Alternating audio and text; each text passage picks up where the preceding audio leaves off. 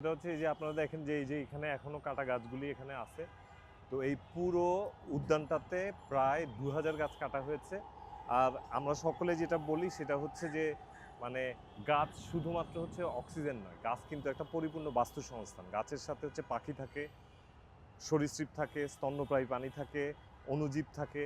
আপনি দেখেন যে পুরো জায়গাটাকে কিভাবে বিরান করা হয়েছে এবং বিগত প্রায় ৪০ থেকে ৫০ বছর ধরে এখানে এই গাছগুলি সব গড়ে উঠেছিল, কিন্তু দেখেন সব কেটে ফেলেছে। এখানে একটা চিলের কলোনি ছিল, ৮০টা চিল। সেই চিলগুলি হচ্ছে এখন এখান থেকে চলে গেছে। এইখানে সবচেয়ে বেশি পাখি ছিল, কারণ হচ্ছে কাছাকাছি হাতির ঝিল ছিল। হাতির ঝিলের পানির কারণে এবং হচ্ছে ধরেন গাছপালার কারণে এবং এখানকার গাছপালার কারণে এখানে একটা বিপুল পরিমাণে পাখি ছিল এবং হচ্ছে পতঙ্গ ছিল। এটার পুরো কিন্তু বাস্তু সংস্থানটা একদম সম্পূর্ণভাবে ধ্বংস করা হয়েছে। এবং এইখানে আপনারা যদি দেখেন যে বাংলাদেশের যে জলাশয় আইন, মাঠ পার্ক আইন, সেই আইনের ব্যত্যয় ঘটিয়ে বিগত সরকার কোনো কিছু তোয়াক্কা না করে এই প্রকল্পটা শুরু করেছে এবং বর্তমান অন্তর্বর্তীকালীন সরকার এখনও পর্যন্ত এই প্রজেক্টটার কিন্তু পুনর্মূল্যায়ন করেনি। আপনারা যদি দেখেন এখানে একটা এসটিএস আছে, ঢাকা দক্ষিণ সিটি কর্পোরেশনের, এবং এখানে একটা হচ্ছে পাবলিক টয়লেট আছে। এই দুইটার বিরুদ্ধে কিন্তু বেলার পক্ষ থেকে হচ্ছে মামলা হয়েছে। এইটার উপর একটা স্টে অর্ডার আছে এবং হচ্ছে এইগুলো এখান থেকে অপসারণ করার জন্য বলা হয়েছে, কিন্তু এখনও পর্যন্ত সেটার কোনো ধরনের সুরাহা হয়নি। এবং হাতিঝিল অংশে আপনারা যদি দেখেন যে বিজিএমএ যে বিল্ডিং যেখানটাতে ছিল, প্রায় ১০ বছর আন্দোলনের পরে যে বিল্ডিংটা ভাঙা হলো, সেই বিজিএমএ সেই জায়গাটা সরানোর পরপরই ২ বছরের মধ্যে আবার সরকার কিন্তু সেই আইন ভঙ্গ করে, কেন সেখানে মহামান্য আদালতের একটা নির্দেশনা আছে যে জলপ্রবাহ আটকানো যাবে না, এবং সেইখানে হচ্ছে কোনো ধরনের কোনো নির্দেশনা না মেনে সেইখানেও কিন্তু সেই জিনিসটা করা হয়েছে। এবং আপনি যদি দেখেন যে বাংলাদেশের মানুষের বর্তমানে যেই রকম হচ্ছে প্রাণ প্রকৃতি পরিবেশের সংকট, আমাদের দেশটা প্রতি বছর প্রায় ২০০ দিনের উপরে পৃথিবীর সর্বোচ্চ দূষণের মধ্যে থাকে, কিন্তু সেইখানে সেগুলিকে ঠিক করার চেষ্টা না করে উল্টো সকল সরকার এসে বিদেশি কোম্পানির হচ্ছে স্বার্থ দেখছে। এবং এইখানে যে এলিভেটেড এক্সপ্রেসওয়ে প্রকল্প, এই এলিভেটেড এক্সপ্রেসওয়ে প্রকল্পের মধ্যে হচ্ছে যেই অর্থমূল্য দেখানো হয়েছে যে বাংলাদেশের ২২% হচ্ছে শেয়ার, কিন্তু এই সাপোর্ট টু এলিভেটেড এক্সপ্রেসওয়ে প্রকল্প এবং হচ্ছে যে রেলের যে বিনামূল্যে যে ভূমি তারা হচ্ছে দিয়ে দিয়েছে এইটার ভিতরে সব কিছুই হিসাব করলে বাংলাদেশ প্রায় ১৩,৫০০ কোটি টাকা এইখানে হচ্ছে ব্যয় করেছে। কিন্তু আপনি দেখবেন যে বাংলাদেশের সেইখানে মাত্র হিস্সা দেখানো হচ্ছে ২২%, অথচ যেখানে বাংলাদেশ এইখানে মানে প্রায় ৮৫ ভাগ টাকা কিন্তু বাংলাদেশের দেয়া। তো এইটা আবার হচ্ছে এটার ভিতরে বিদেশি ঋণ আছে, বাংলাদেশের মানুষের করের টাকায়, শ্রমর্জিত টাকায়, কষ্টার্জিত টাকায় এইরকম একটা জায়গাকে এইভাবে নষ্ট করে এইরকম একটা জনবিরোধী এবং প্রকৃতি বিধ্বংসী প্রকল্প, যেটা হচ্ছে এই এফডিসি থেকে পলাশী পর্যন্ত এই জনবিরোধী এবং প্রকৃতি বিধ্বংসী এই ফ্লাইওভারটা নির্মাণ করা হচ্ছে। আপনারা দেখছেন যে আমরা বাংলাদেশ গাছ রক্ষা আন্দোলন বিগত ১৩০ দিন যাবৎ এখানে হচ্ছে আমরা আন্দোলন করছি, অবস্থান কর্মসূচি করছি এই উদ্যানটি বাঁচানোর জন্যে। এবং এটা একটা অত্যন্ত দুঃখজনক ব্যাপার যে যেখানে গত বছরের আমাদের আন্দোলনের ৯ম দিনে ৩ উপদেষ্টা মিলে আমাদেরকে কথা দিয়েছেন যে তারা এখানে আসবে, আমাদের সাথে বসবে এবং এই জিনিসটার সমাধান করবে এবং আমরা যে দাবি তুলেছি সেটা যৌক্তিক। কিন্তু আজকে প্রায় ৪ মাস ১০ দিন পার হয়ে যাওয়ার পরেও আমরা কিন্তু সেটার কোনো ধরনের কোনো অগ্রগতি দেখতে পাচ্ছি না। মনে হচ্ছে যে পান্থকুঞ্জ উদ্যানে সরকারই বোধহয় অনুপস্থিত। এবং আপনি দেখেন যে এই পুরো উদ্যানটাকে বিরান করে কার আসলে কি সুবিধাটা হলো? সকল দেশের রাষ্ট্রের কাজ হচ্ছে তার জনগণের যে ইচ্ছা ইচ্ছা আকাঙ্ক্ষা, তার জনস্বাস্থ্য কীভাবে সুরক্ষা হবে, তার প্রকৃতি কীভাবে সুরক্ষা হবে সেটা নিশ্চিত করা। কিন্তু আপনি যদি দেখেন এই জায়গাগুলোকে কিভাবে করে হচ্ছে নষ্ট করা হয়েছে। এবং ইতিমধ্যে এলিভেটেড এক্সপ্রেসওয়ের কিন্তু প্রায় ৩০টা র্যাম্প তৈরি করা হয়েছে। এই ৩১ নাম্বার র্যাম্পটা নিয়ে শুধুমাত্র আমরা কথা বলছি, যেটার কারণে হাতিরঝিল এবং পান্থকুঞ্জ পার্ক সম্পূর্ণভাবে ধ্বংস হয়ে যাবে। কিন্তু সরকার এই জিনিসটাতে কর্ণপাত করছে না এবং হচ্ছে যে এটাকে যে পুনর্মূল্যায়ন করবে এবং বিশেষজ্ঞদের এত মতামত থাকার পরেও এটাকে উপেক্ষা করে এই কর্মকাণ্ডটা চালায় নেওয়ার একটা অপচেষ্টা করছে। এবং আপনি যদি ওই পাশটাতে দেখেন যে সিটি কর্পোরেশনের যে অংশটা, সেখানে একটা এমফিথিয়েটার করা হয়েছে যেটা হচ্ছে প্রায় ৪৫ ফিট উঁচু। সেই এমফি থিয়েটারটার সাথে যখন এখান দিয়ে রাস্তা যাবে তখন এই রাস্তা আর এমফি থিয়েটার প্রায় মুখোমুখি থাকবে।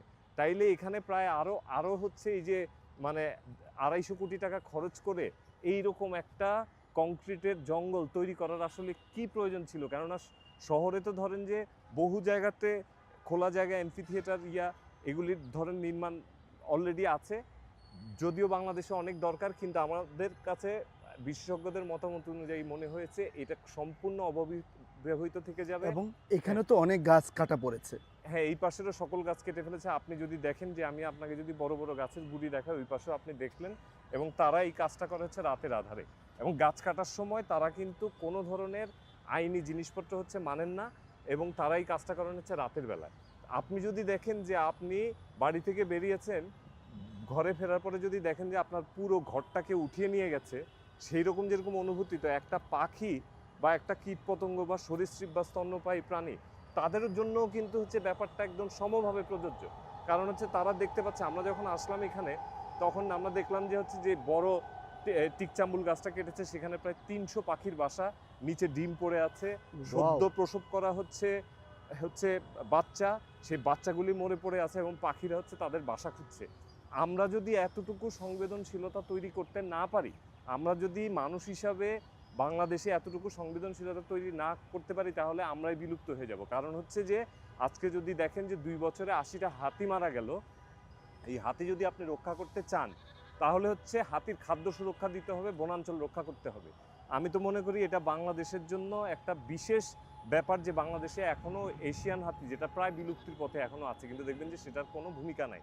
সেই রকম ঢাকা নগরের মধ্যে যে সব প্রাণ প্রকৃতি পরিবেশ অবশিষ্ট টিকে আছে, আমরা যদি তাদেরকে বাঁচাতে চাই তাহলে অবশ্যই হচ্ছে আমাদেরকে সচেতন হতে হবে, এবং আমাদের জনপরিসর যেগুলি সেগুলি মানুষের জন্য হচ্ছে উন্মুক্ত করে দিতে হবে, এবং প্রাণ প্রকৃতি পরিবেশকেও সহ অবস্থানের জায়গা দিতে হবে।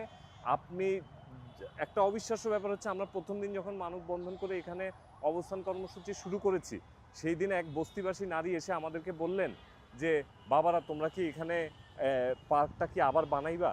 তো আমরা বললাম যে আমরা চেষ্টা করব এই পার্কটা যাতে রক্ষা পায়। এবং উনি তখন একটা অত্যন্ত মানে গুরুত্বপূর্ণ কথা বললেন, যেটা সাধারণত আমরা মানে তথাকথিত প্রাতিষ্ঠানিক শিক্ষার লোক বলতে পারি না। উনি বললেন যে যদি এই পার্কটা বাঁচে, উনি কিন্তু নিজে একজন প্রান্তিক মানুষ, কিন্তু উনি বললেন এই পার্কটা যদি বাঁচে তাহলে বাবারা দয়া করে একটু কুকুরের পানি খাওয়ার জায়গা রেখে। তো একটা মানুষ যদি এইরকম সংবেদনশীলতা নিয়ে এই কথা বলতে পারে, তাহলে আমাদের এত টাকা পয়সা খরচ করে এত প্রাতিষ্ঠানিক শিক্ষা নিয়ে এত বিশেষজ্ঞ নিয়ে আমরা কেন আমাদের এই সামান্য সবুজটুকু বাঁচাতে পারছি না? আমরা কেন আমাদের হচ্ছে প্রাণ প্রকৃতি পরিবেশের দিকে একটু নজর দিতে পারছি না? আপনি বলছিলেন যে ভাইয়া এখানে কাজকর্ম করতে যে কোনো কিছুর অনুমোদন ছিল না, এই বিষয়টা যদি আবার বলেন। আপনি যদি দেখেন এইখানে কিন্তু এই উদ্যানটাতে আপনি আমরা তথ্য অধিকার আইনে আবেদন জানিয়েছিলাম এই উদ্যানের যে সব আইনি কাগজপত্র সেটা ঠিক আছে কিনা। এইটার যে পরিবেশ ছাড়পত্র মূল এলিভেটেড এক্সপ্রেসওয়ে প্রকল্পে, সেটা 2023 সালে শেষ হয়ে গেছে, এবং সেটা হচ্ছে আবার নতুন করে করা হয়নি। এবং হচ্ছে যে হাতিরঝিল বা পান্থকুঞ্জের কিন্তু কোনো ধরনের পরিবেশ ছাড়পত্রই নেওয়া হয়নি। তো দেখেন যে এই ধরনের রাষ্ট্রীয় আইনের ব্যত্যয় ঘটিয়ে যখন কোনো কিছু করা হয়, তখন আপনি খুব সহজভাবেই বুঝবেন যে এখানে কিছু স্বার্থান্বেষী লোক হচ্ছে সরাসরি এটার সাথে জড়িত।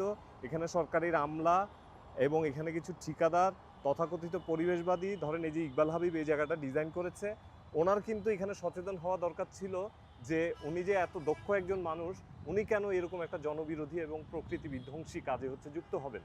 এবং আমরা দেখতে পাচ্ছি যে এইখানে একটা বড় সিন্ডিকেট এবং চক্র এটার সাথে জড়িত, যারা কিন্তু জনগণের চোখে ধুলি দিয়ে তারপরে এই ধরনের প্রকল্পগুলিকে হচ্ছে টেনে নিয়ে যাচ্ছে। আমি যদি আপনাকে বলি যে বর্তমান অন্তর্বর্তী সরকারের মধ্যে একজন উপদেষ্টা আছেন যারা দীর্ঘদিন বছরের পর বছর যুগের পর যুগ পরিবেশ আন্দোলনের সাথে সম্পৃক্ত ছিলেন, তিনি উপদেষ্টা, ওনাকে কি বলতে চান? আপনি যদি দেখেন যে বর্তমানে যিনি হচ্ছে পরিবেশ উপদেষ্টা, উনি কিন্তু পরিবেশ আইনের বিশেষজ্ঞ। তো বাংলাদেশের প্রাণ প্রকৃতি পরিবেশ এত বিশাল একটা বিষয়, হ্যাঁ, এইটা কিন্তু যে বিষয়ে যে বিশেষজ্ঞ তার মতামতটা কিন্তু নিতে হবে। উনি যে এইভাবে করে হচ্ছে ঢালাও মন্তব্য করে যাচ্ছেন এবং উনি এখনো পর্যন্ত আপনি দেখবেন যে এইটা নিয়ে এখানে যে পরিবেশ ছাড়পত্র নাই, এখানে যে পরিবেশের ব্যত্যয় হয়েছে, এটা খুবই আশ্চর্যজনকভাবে উনি কিন্তু এই বিষয়ে হচ্ছে কোনো মন্তব্য করছেন না বা এই জাতীয় বিষয়গুলোর কিন্তু কোনো সুরাহা করছেন না। উনি একদম এসছিলেন, তিনজন হ্যাঁ। উপদেষ্টার সঙ্গে তিনি এসছিলেন এখানে, তিনজন, তারপরে কোনো হ্যাঁ। তো উনি দেখেন ওনারা তিনজন উপদেষ্টা, মানে ওনারা কিন্তু রাষ্ট্রের প্রতিনিধি। রাষ্ট্রের প্রতিনিধি এসে যখন বলে যে একটা আমাদেরকে একটা আশ্বাস দেয়, যেমন এই যে শহীদ আনোয়ারা উদ্যান মার্চের 26 তারিখে স্বাধীনতা দিবসের দিন খুলে দেওয়ার কথা, সেটা কিন্তু ওনারা নিজের থেকে আমাদেরকে জানিয়ে গিয়েছিলেন, কিন্তু দেখবেন যে তারা কিন্তু সেই প্রতিশ্রুতি কিন্তু রক্ষা করে নাই। সেটা কিন্তু আপনারা পত্রপত্রিকাতে বা হচ্ছে মানে টিভিতে কিন্তু প্রতিশ্রুতির প্রতি এক প্রকার বাহুতাবাজি। একদমই হচ্ছে কোনো ধরনের কোনো প্রতিশ্রুতি রাখে নাই। এবং দেখেন আপনি, আমরা যেই দাবিগুলি তুলছি, আপনারা বাংলাদেশের জনগণ হিসাবে আপনারা সেটা নিশ্চিত করেন যে বাংলাদেশে বা ঢাকা শহরে বা কোথায় কোন উদ্যানটা আদর্শ পর্যায়ে রয়েছে, বাংলাদেশের কোনো উদ্যান কি কোনো আদর্শ পর্যায়ে রয়েছে কিনা। আপনি দেখবেন যে কোনো উদ্যানের প্রতি বা ধরেন যে কোনো ধরনের জলাশয়ের প্রতি কোনো রাষ্ট্র একদম নির্দয় আচরণ করেছে। রাষ্ট্র কোনোভাবেই সেগুলোর কিন্তু সুরক্ষা করে নাই। এবং এইসব দখলদার, তারপরে হচ্ছে দূষণকারী এবং হচ্ছে যে এই বেনিয়া চক্র, দেশি বিদেশি, এদের বিরুদ্ধে আইনকে যে শক্তিশালী করবে সেটা কিন্তু করে নাই। এবং বাংলাদেশে কিন্তু একটা পরিবেশ আদালত আছে, আপনি জানেন যে চট্টগ্রামে এবং ঢাকায়, সেটার অ্যাপিল কোর্ট আছে একটা ঢাকায়, কিন্তু সেটাকে এত দুর্বল করে রাখা হয়েছে, সেখানে আপনি মামলা করতে গেলে আপনাকে কিন্তু মানে 30 দিন থেকে 90 দিনের একটা নোটিশ দিতে হবে। তো মামলা তো এরকম সচল হওয়া দরকার ছিল যে বাংলাদেশের কোনো জায়গায় প্রাণ প্রকৃতি, পরিবেশ, কৃষি জমি, নদী, জলাশয় কোনো জায়গায় ধ্বংস হলে একটা গ্রামের সাধারণ মানুষও যাতে সেটার একটা সুফল পায়, সেই জিনিসটা ঠিক করা দরকার ছিল। কিন্তু দেখবেন যে এইরকম কোনো কিছুর দিকেই সরকার আগ্রহী না। বর্তমানে আমরা যেটা দেখতে পাচ্ছি যে নিউ লিবারেল একটা সমাজ ব্যবস্থার ভিতরে ক্রমান্বয়ে আমাদের প্রাণ প্রকৃতি, পরিবেশ সম্পূর্ণভাবে ধ্বংস করে ফেলা হচ্ছে। এবং আমাদের কৃষি জমি হুমকির সম্মুখীন, আমাদের স্থানীয় প্রজাতির মাছ হুমকির মুখে। এমনকি আপনি শুনলে অবাক হবেন, বাংলাদেশের স্থানীয় প্রজাতির যে আগাছা, লতাগুল্ম, সেগুলি পর্যন্ত বিলুপ্ত হয়ে যাচ্ছে। তো এইটা পৃথিবীর কোন দেশ আপনি পাবেন যেই দেশ নিজের হাতে তার প্রাণ প্রকৃতি, পরিবেশ ধ্বংস করে ফেলছে? তো আমরা বাংলাদেশ গাছ রক্ষা আন্দোলন থেকে যেটা আসলে করতে চেয়েছি যে বাংলাদেশের যে সর্বশেষ জনপরিসর প্রাণ প্রকৃতি পরিবেশের যে অবশিষ্ট অংশ, সেটা যাতে যে কোনো মূল্যে রক্ষা পায়। এবং আমরা আমাদের পুরো বাংলাদেশের সদস্যদের মাধ্যমে, আমরা কোনো সংগঠন নই, আমরা একটা সচেতনতামূলক একটা প্ল্যাটফর্ম। তো আমরা চেষ্টা করেছি যে আমরা সবাই মিলে এইরকমভাবে বাংলাদেশের প্রাণ প্রকৃতি, পরিবেশ সংগঠনের নিয়ে নামটা এবং আপনার পদবিটা যদি বলেন। আমার নাম হচ্ছে আমিরুল রাজীব, আমি সমন্বয়ক বাংলাদেশ গাছ রক্ষা আন্দোলন। সর্বশেষ এই অন্তর্বর্তী সরকারের যিনি প্রধান উপদেষ্টা আছে, ওনাকে আপনি কি বলতে চান? আপনি দেখেন যে ডক্টর মোহাম্মদ ইউনূস সারা বিশ্বব্যাপী একজন জননন্দিত মানুষ। এবং আপনি দেখবেন যে ওনার নিজেরই একটা 30 নামে ওনার একটা ধরেন তত্ত্ব আছে, এবং সেখানে কার্বন এমিশন কিভাবে কমানো যায় সেইটা নিয়ে কিন্তু তার তত্ত্ব কিন্তু সারা বিশ্বে সমাদৃত। কিন্তু খুবই আশ্চর্য বিষয় হচ্ছে, গণ অভ্যুত্থান হয়ে যাওয়ার পরে প্রায় বছর ঘোরার সময় হলো, ওনার সেই সুফলগুলি কেন হচ্ছে বাংলাদেশের প্রাণ প্রকৃতি, পরিবেশে আমরা দেখতে পাচ্ছি না? তাহলে ওনার যে 30, তাহলে সেটাই তো আসলে হচ্ছে চ্যালেঞ্জের মুখে পড়লো। বরঞ্চ আপনি দেখেন যে উনি প্রায় 1 দশকের অমীমাংসিত কেইপিজেডের যে জায়গা, সেই কেইপিজেডে যেখানে হচ্ছে হাতির আদি আবাস, সেটাকে রক্ষা না করে সেখানে প্রায় 2500 একর জমিন হচ্ছে কোরিয়ান ইপিজেডকে দিয়ে দিল, কেইপিজেডকে চট্টগ্রামে। তো আমার প্রশ্ন থাকবে, এইটাকেই যদি আমরা শুধুমাত্র উদাহরণ হিসেবে দেখি, এরকম আমরা শত উদাহরণ দিতে পারবো। বাংলাদেশে এখন বিনিয়োগের যে হচ্ছে সম্মেলন হয়ে গেল, সেইখানে এই বিনিয়োগটা কিসে কেন্দ্র করে হবে? বাংলাদেশের প্রাণ প্রকৃতি, পরিবেশ যদি আপনি বিসর্জন দিয়ে দেন, বাংলাদেশের যদি জমিন অন্যদেরকে দিয়ে দেন, সেই কলকারখানার বর্জ্য যদি নদীতে যেয়ে মিশে, সেই বিনিয়োগ যদি হচ্ছে কিছু কর্মসংস্থান তৈরি করে কিন্তু খাদ্য সার্বভৌমত্ব নষ্ট করে, তাহলে আপনি আসলে এই বিষয়টাকে কিভাবে দেখবেন? ডক্টর মোহাম্মদ ইউনূসকে আপনি তো এই জায়গাটাতে আসলে আপনি দেখতে পাচ্ছেন যে হয় উনি উদাসীন বা ওনার গোচরে নেই। তো ওনার তো উচিত হচ্ছে ওনার 30 যে তত্ত্ব, সেটাকে উনি যদি আপহোল্ড করতে চান, ওনাকে যদি তুলে ধরতে চান, তাহলে ওইটাকে কিন্তু উনি এইসব কর্মকাণ্ডের ভিতরেই দেখানো হবে। যেমন যে গতকালকে বন্ধু হয়ে দেখলাম যে সুন্দরবনের 10 কিলোমিটার এলাকার ভিতরে কোনো কলকারখানা স্থাপন করা যাবে না। এটা প্রতি সরকারের সময় আমরা এরকম সুন্দর সুন্দর কথা শুনি, কিন্তু আপনি এইটা কিন্তু শুনতে পারলেন না যে 10 বছরের মধ্যে হচ্ছে এই 10 কিলোমিটারের মধ্যে কলকারখানাগুলিকে কি যা আছে সেগুলি সরিয়ে ফেলা হবে কিনা। কিন্তু আমরা এই জিনিসটা কেন করছি? আমরা এই জিনিসটা করছি এই পান্থকুঞ্জ উদ্যানটা, জন উদ্যান এবং হচ্ছে হাতিঝিল জলাধরটা যাতে রক্ষা পায়, সেই জন্য কিন্তু আমরা এই আন্দোলনটা চালিয়ে যাচ্ছি। হ্যাঁ, এখানে আমরা যখন এসেছি তখন তীব্র শীত ছিল, শৈত্যপ্রবাহ গেছে, এখানে হচ্ছে তাপদাহ যাচ্ছে, এখানে এখন বৃষ্টি শুরু হয়েছে, এখানে ভয়াবহ মশার উপদ্রব, এইখানে হচ্ছে ইঁদুরের উপদ্রব, এখানে খাদ্য সংকট আছে। কারণ আমরা যেহেতু একটা প্ল্যাটফর্ম, আমরা কিন্তু মুষ্টি চাঁদায় চলি, গণচাঁদায়। আমাদেরকে কেউ বিকাশে টাকা দিতে পারে না, আমাদেরকে কিন্তু কেউ মানে কোনো প্রতিষ্ঠান বা সংগঠন কিন্তু কোনোভাবেই হচ্ছে কোনো টাকা দিতে পারবে না। জনগণ মুষ্টি চাঁদায় যে টাকা দিবে আমরা সেটা নিয়ে কিন্তু এই আন্দোলনটা চালিয়ে যাচ্ছি। তো এটা তো ধরেন হ্যাঁ শারীরিক, তাহলে তো এখানে খাবার দাবার আপনাদের অনেক কষ্ট হয়। এইটা তো যেটা বললাম, এখন যদি বাংলাদেশের আপামর জনসাধারণের কথা চিন্তা করেন তাহলে এটা কোনো কষ্ট না। এবং আমি মনে করি যে আমরা যদি এই উদ্যানটা পাই, আজকে প্রায় 5 মাস মানে 4.5 মাস এখানে চলছে। উন্নয়নের নামে যারা লুটপাট করে তারা যে কোনো সময় কাজ শুরু করতে পারে, এর জন্য আপনারা জেগে থাকে। এইটা আসলে এই 24 ঘন্টা এখানে থাকার একটা কারণ হচ্ছে যে কোনোভাবে যাতে আর অবশিষ্ট যে কয়েকটা গাছ আছে, গাছ নাই এই অংশটাতে, এই কয়েকটা গাছ আছে মনে হয় সব মিলায় 14টা গাছ আছে, এগুলি যাতে না কাটে আর এই কাজটা শুরু করে যাতে বলতে না পারে যে আমরা তো এই কাজ শুরু করে দিয়েছি। কেননা বাংলাদেশে অনেক মানুষ দেখবেন যে অহেতুক উন্নয়নের গুণগান গায়, বুঝে না বুঝে ধরেন যে এগুলি বলতে থাকে, নিজের হিস্সাদারি অংশীদারিত্বের কথা বোঝে না, নিজের যেটা অধিকার সেটা বুঝে না, একটা তথাকথিত বুলি আওড়াতে থাকে এবং তথাকথিত বিরোধিতা করতে থাকে। তো নিজের অধিকারের বিষয়ে যদি সচেতন হয় তখন দেখা যাবে যে আসলে এই উদ্যানটা বেঁচে যাবে, আসলে মানে এইগুলি হচ্ছে রক্ষা করা যাবে। তো আমরা শুধুমাত্র ধরেন মানুষের হাতে এটা তুলে দিতে পারি, এই জন্য এরকম একটা অসীম কষ্ট এত বৃহৎ সংখ্যার একটা হচ্ছে তরুণরা মিলে এখানে চালিয়ে যাচ্ছে। আর আমি মনে করি যে এখানে মিডিয়ারও একটা বড় ভূমিকা আছে। বাংলাদেশের মিডিয়াও এখন অনেক ধরনের চ্যালেঞ্জের মুখে আছে।